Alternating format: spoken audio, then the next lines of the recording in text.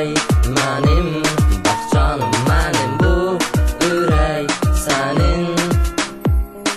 Dərdlərim dərin çox, həyat davam edir. O ürək mənim, bax canım mənim, bu ürək sənin.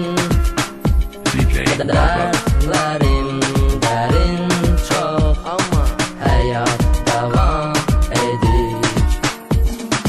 Ayrılığa sevgilim görmədim səbəbini, boş yerə hər gün körladın əsəbimi. Bilmirəm indi kimə deyim dərdimi, gözümü yaşıyla yazdım əsərimi. Yerlərə vurdum çarəsiz ürəyimi, səbirlə saxladım dərdimi içimdə. Deyəsən qazırsan sən belə qəbrimi.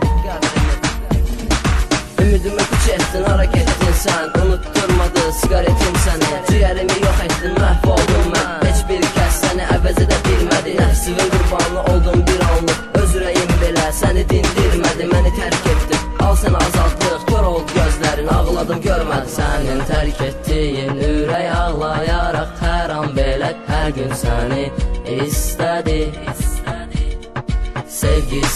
Sevgisini, dodağının istisini səbir ilə gözlədi. Sənin tərk etdiyin